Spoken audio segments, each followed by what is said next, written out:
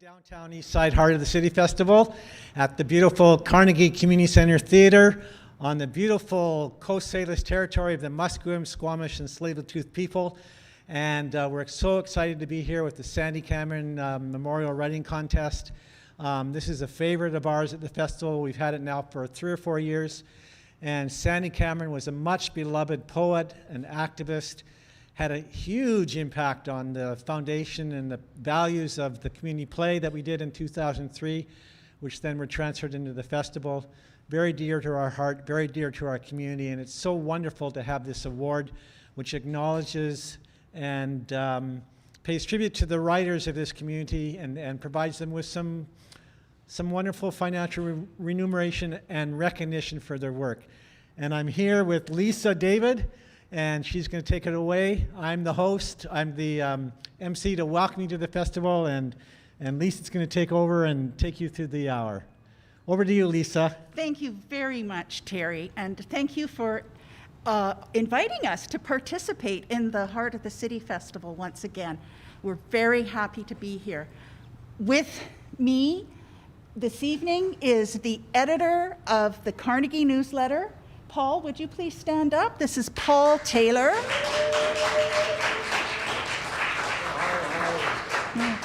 Paul has been the editor of the newsletter for 35 years. Yeah, so this is a momentous occasion. And this is the sixth year that we have held the Sandy Cameron Memorial Writing Contest. So Terry already mentioned that we are situated on the traditional and ancestral and unceded territories of the Musqueam, Tsleil-Waututh, and Squamish nations. And so I acknowledge that as well. Let's get to the fun right away. Let's get to giving out the awards, which is why we're all here. We want to hear the writing being read to us, and we want to see who won the contest. Yes. So I'm going to start with the recognition for merit in the essay category.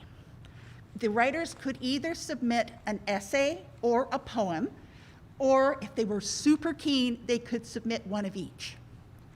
And so I would like to recognize Dan Wilson for his essay, The Power of Peers, Parker Kish for Help Along the Way, and Joel Kumar for Relationship Between Stars and Humans. Would those 3 writers please come forward to receive your prizes from Paul? Oh, we just have Dan. Okay. Oh, Dan Wilson. Dan Wilson right there. Now, Thank you, sir.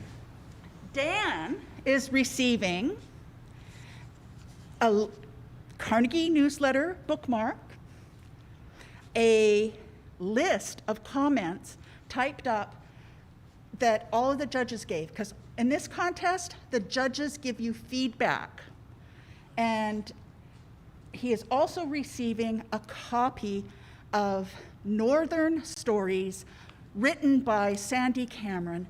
And these books were donated by Sandy's partner in life, Jean Swanson. And so I hope that you enjoy and benefit from these prizes.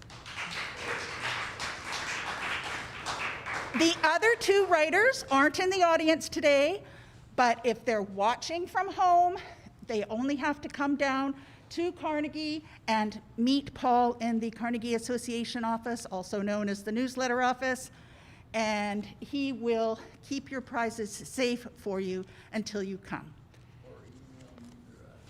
Oh yes, you can also email him at the newsletter and make arrangements, okay? So that's great.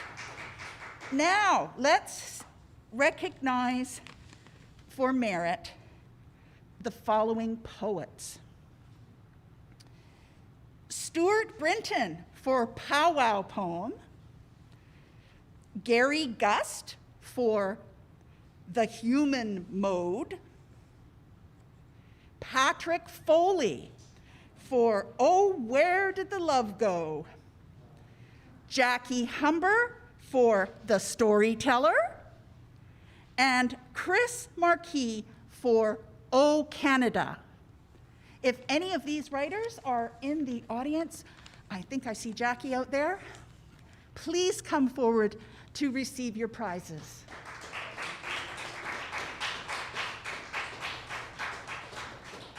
No, please, Paul is here. You can, no. Yes. Yeah. So, the recognition for merit awards for the poets, instead of Northern stories, they receive a book of Sandy Cameron's animal stories. And these books were also donated to us by Jean Swanson. So thank you very much, Jean, if you're watching, for donating some of Sandy's books to the writers.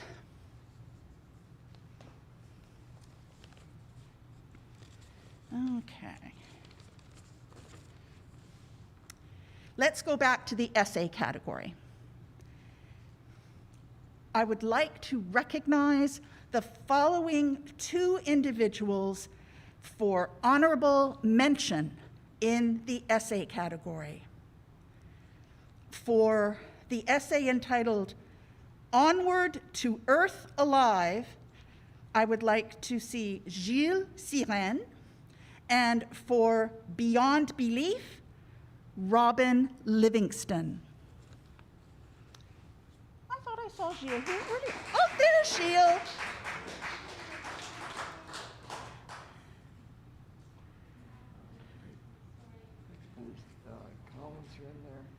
So Gilles receives a list of the comments that the judges gave him for his essay, a bookmark, and a coffee card, because writers cannot survive without fuel. Thank you so much for entering the contest.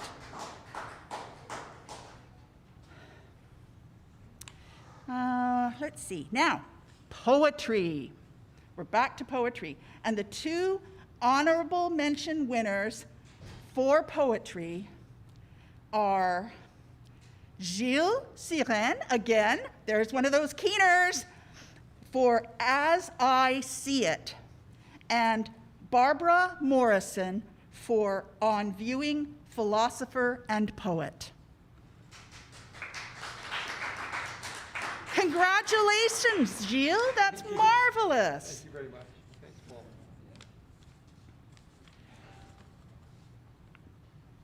Paul. Okay.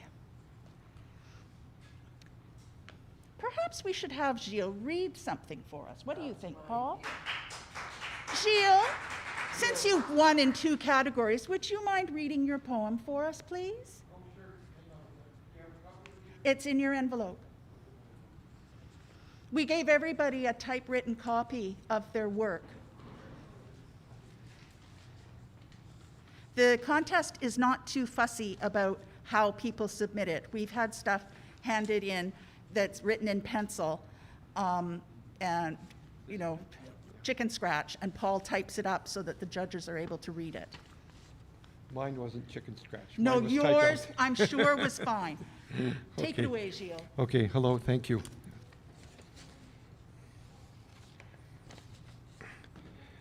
As I see it, look at the world, see the apocalypse chaos, ongoing colonization, psychotic corporatization of Earth, ruthless flaming exploitation, Amazon burning for burgers, endless profit for ruling and owning classes, assimilation and elimination of opposition, of indigenous ways of seeing, of holistic ways of being. We need shift from science's paradigm of objective alienation and economics of trickle-down damnation 1 million homeless, empty digs make a killing, and reductive empiricism who separate and create ideology and technology which maintain and sustain carbon economy juggernauts with no desire to stop profits run. Resource extraction is so much fun as we ignore externalities costs. Eco-destruction, skies degradation, loss of diversity, fire, wind, flood. Socialism for filthy wealth, rest of us left to clean up the mess.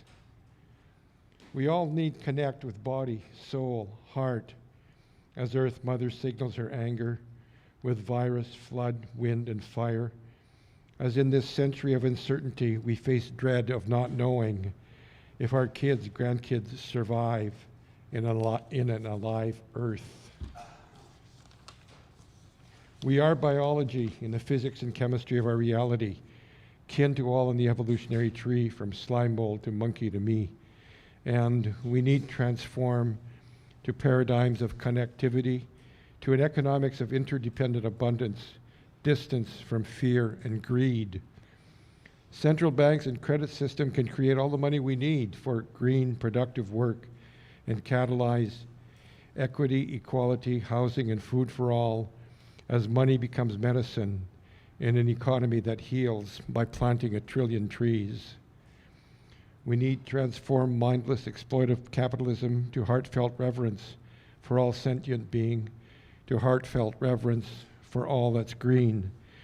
Realize the human survival of the fittest evolves from strength where cooperation creates community. We are earth and we are sky. Community embraces all. Sisters and brothers homeless on streets to billionaires in space. None of us are really alive until all of us thrive. Look at the world. See the Armageddon chaos. Connect with water, land, air, earth. Breathe it all in. Breathe out love. Live in symbiotic interdependence. Be alive in compassion. Thank you so much, Peter. Thank you. And congratulations. Thank you.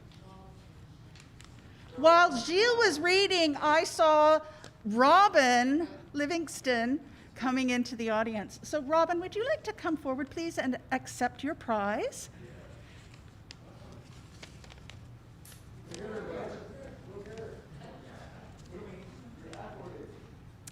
Robin, you won in the honorable mention category for Beyond Belief. And here you go. Paul's going to give you your prize. There you go. Okay, Thank you. Right. Okay, that's great. The third prize in the essay category, I'm proud to announce that it goes to Lawrence Morris for Against All Odds.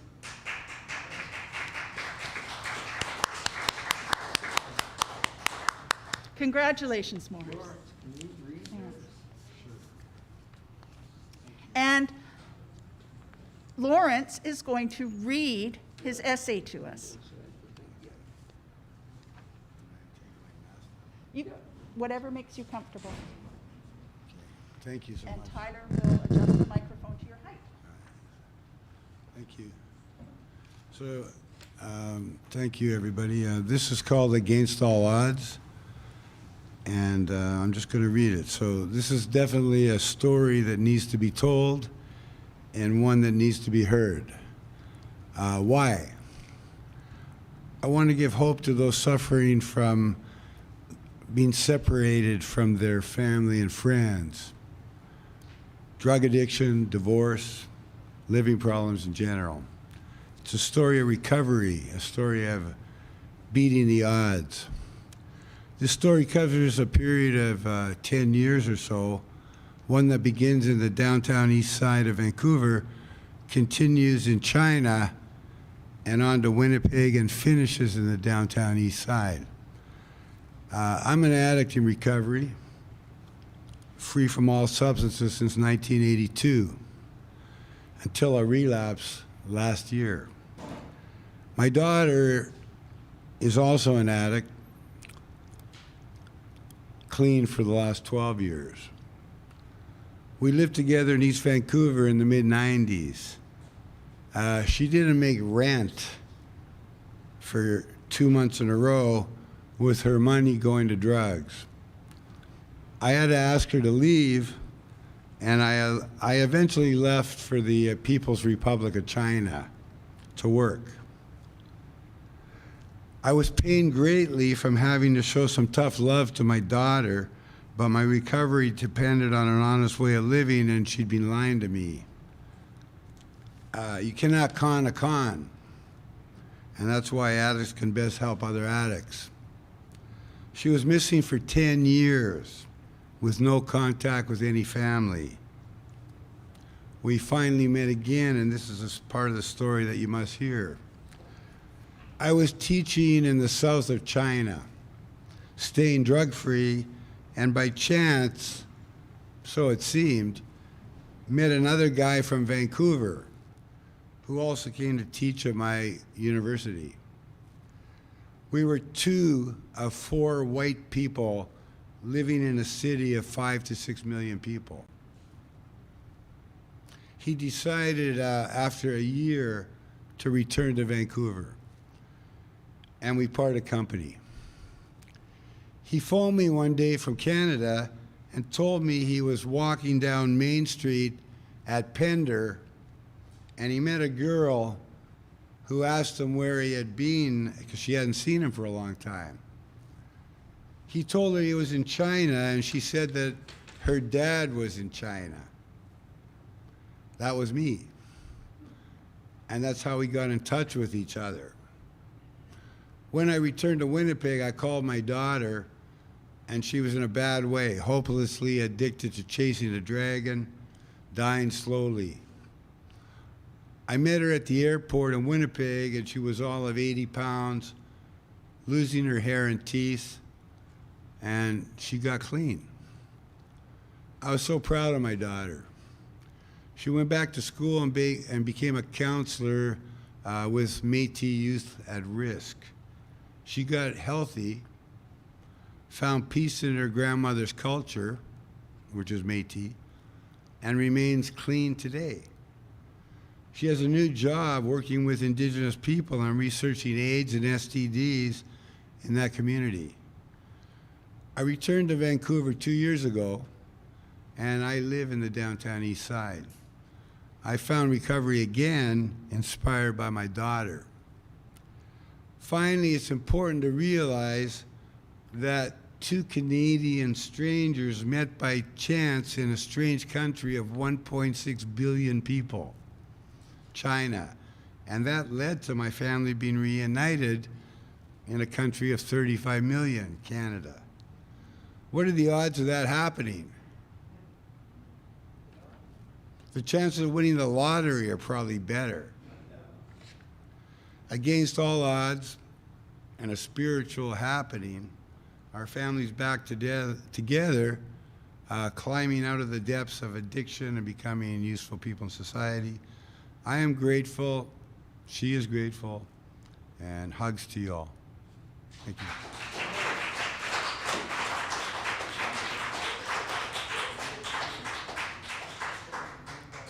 So Lawrence, as his prize, he receives a journal so that he can continue writing, and he receives a cash prize of $50.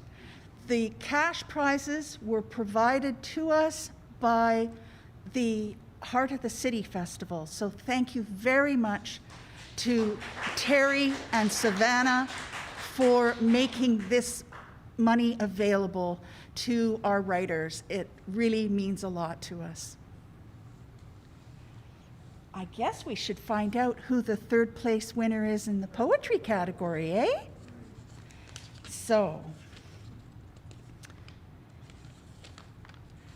I am very pleased to announce that Julie Chapman is the third prize winner for her poem, We'll Rise Again.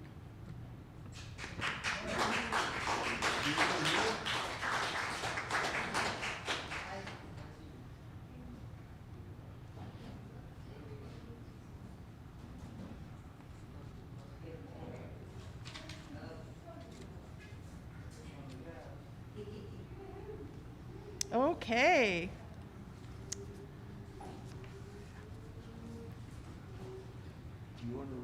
Would you like to read your work? You can do that, sir. Okay. So we're going to be treated to a reading. Thank you. And Julie will also receive a blank journal and $50 along with her comments from the judges and the coveted Carnegie bookmark. Nice. Thank you. We'll rise again. This is a time when we have to be smart, socially distancing and being apart. With many people working right now, we must keep safe distances regardless of how. It may feel like the world has changed forever. Keep telling yourself it will get better. We will bounce back, but not too soon. All the time we've isolated, we don't want to ruin. We are resilient and we have survived, showing compassion, respecting all lives. Everybody deserves to have a safe place, no matter their color or look on their face. Whether the person is rich or poor, give them opportunities to open new doors. Try not to judge or criticize. Instead, I look from another one's eyes. Maybe they're not perfect, and that's okay. Many of the people have important things to say. To finish this poem, I would like to say, we are going to see much better days.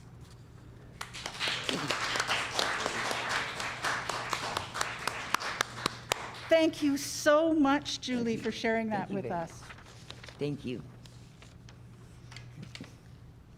Oops. Technical difficulties. Come on now. Oh, take your time. It's okay. There we go. She's getting old. Thank you. Okay,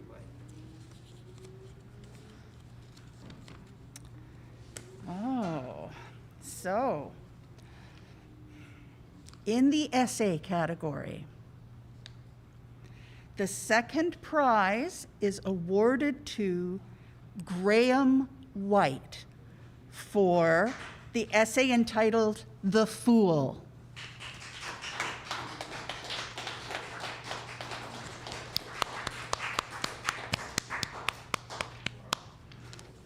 Congratulations. Would you like to read your? Yeah? No, I believe you. I'm too nervous to read it. You're too nervous to read. That's okay. We get it. Joy is nervous out. But Joy is it's he receives a cash prize of $75, plus he gets his blank journal to encourage you to write more, please. Good deal. Thanks, Jim.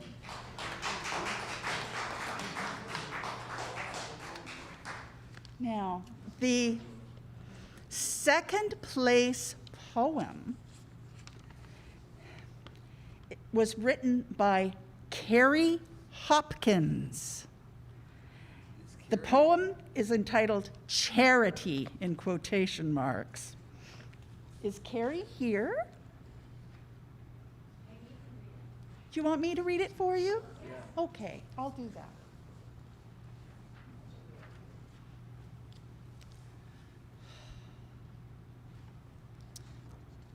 I don't need to be saved. I just need to be seen. One-size solutions do not fit all beings. I'm tired of watching people pat themselves on the back while I continue to fall through the cracks. Thanks for the breadcrumbs. Now, where's the beef? Empty promises and false hopes lead to grief. You talk a big game and say all the right things, but when push comes to shove, you've got me on a string. I jumped through your hoops and ran your obstacle course, but there was no prize at the end, just remorse. Impossible deadlines that I couldn't meet, internalized shame, failure, defeat. neurotypical standards of conformity, unrealized dreams of autonomy, a helping hand over a handout, turning my words into hashtags for clout. Don't I get credit for my free labor? Just another disenfranchised downtown East Side neighbor. Help isn't helpful if it only deceives. There's a difference between equality and equity. Rage against the broken system that only sees me as either a burden or a commodity. And that was written by Carrie Hopkins. Congratulations, Carrie, on receiving the second place prize in the poetry category.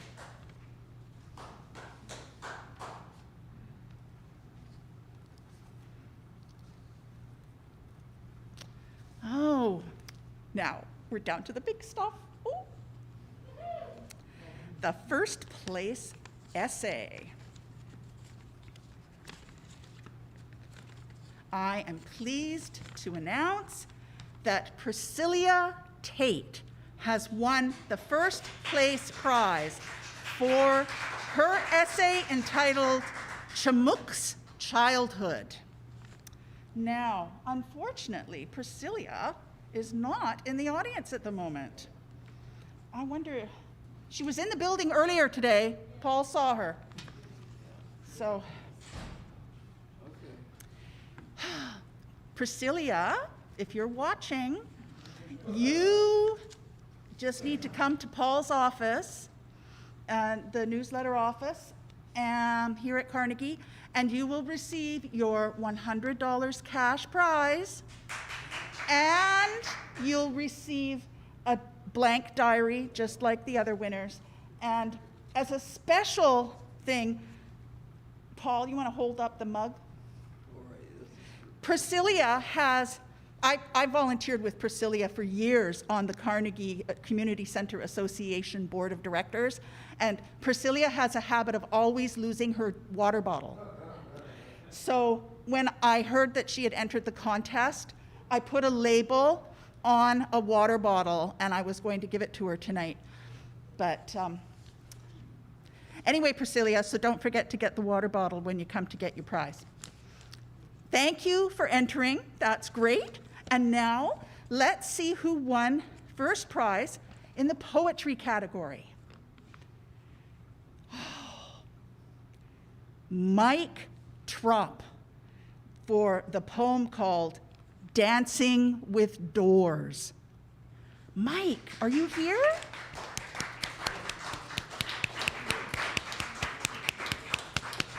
Congratulations! And Mike also receives $100 cash and a diary. Yeah, as long as I'm going to take my mask off. Yes, of course. Tyler will arrange the microphone to your height for you. And he's going to read for us. This is great. Thanks to Paul Taylor for everything he does all the time for a lot of people around here. The newsletter especially. And of course this too. Dancing with Doors. Hope I don't make a mistake with all this. When I'm alone, maybe lonely, I dance with the doors. You can dream anything while you dance with the door. You can try out new dance steps. You can sit one song out. You can go room to room, dance barefoot in PJs. You can always dance drunk, 8 months pregnant or stoned. You can dance like a dervish in a wheelchair or slow dance. You can even eat pizza as you shuffle your feet. You can say, yes, I dance, alone and I choose to. You can ponder your loneliness or revel in your ease.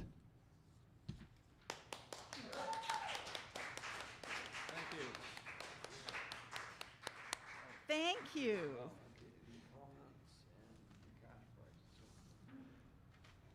He's telling you that your comments from the judges are in the envelope along with your cash prize. Perfect, thank you. And thank you very much. thank you so much for entering. Well, it's my second time entering. Third. Your mask is in your hand. Oh, okay. It's got me so nervous. I don't know where I am, except I know that I'm in Carnegie. Yeah. No, it's great. We're so happy that we had a lot of entries. And we were kind of concerned because of the pandemic. We weren't sure. But hey, people are at home. They might as well write. Now, I wanted to say something about the newsletter. Yes, thank you. Congratulations again to all of the prize recipients. I'd like to thank the volunteers who judged the contest entries for us. We won't name them because we've had some trouble in the past with disgruntled writers. Who knows, you know, the delicate egos of the artists, I guess, I don't know. Anyway, to protect our volunteers, we don't tell anybody who they are. But I thank them, and I'm grateful to Jean Swanson for her contributions and support of this writing contest, and I am so thankful to have known Sandy Cameron for all those years. He was a great inspiration to all of us. Thank you to the Heart of the City Festival staff, Teresa Vandertuen, Terry Hunter, Savannah Walling. You folks are fantastic in putting this festival together every year. And thank you to the production team that are here today. I want to give a shameless plug for the Carnegie Newsletter. This newsletter runs on donations.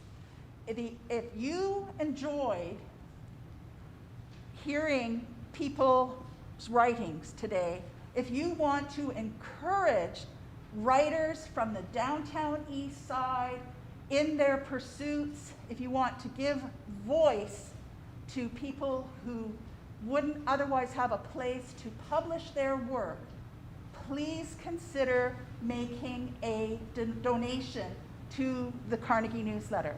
In order to do that, you would make your check payable to the Carnegie Community Center Association, because we're supported by that nonprofit association, the Carnegie Community Center Association. On the front of your check, in the memo line, you should write the words Carnegie Newsletter, so that when the check comes into the office, they know that it's a donation for the newsletter specifically. And our address here at the Carnegie Community Center at the corner of Main and Hastings is 401 Main Street, Vancouver, British Columbia, V6A 2T7. So you'll see that we're very frugal with your donation dollars. This poster that I've made up was written on the back of a used protest sign that we found in the closet in the association office.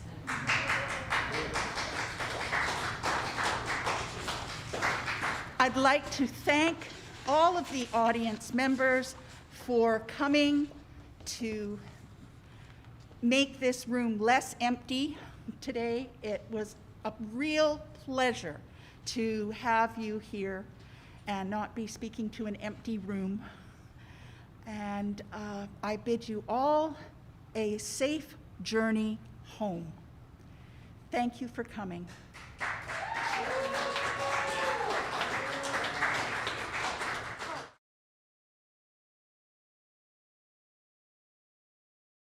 Your thing, you could send money through the website, the Carnegie Newsletter website. Oh, and he suggests that you stick around because at 8 o'clock tonight, Paul is going to be interviewed by Terry Hunter to talk about 35 years as an editor of the Carnegie Newsletter and some of the adventures that he's had.